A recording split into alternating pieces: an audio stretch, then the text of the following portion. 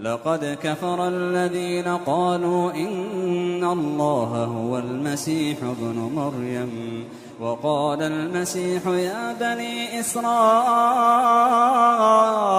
اعبدوا الله وقال المسيح يا بني إسرائيل اعبدوا الله ربي وربكم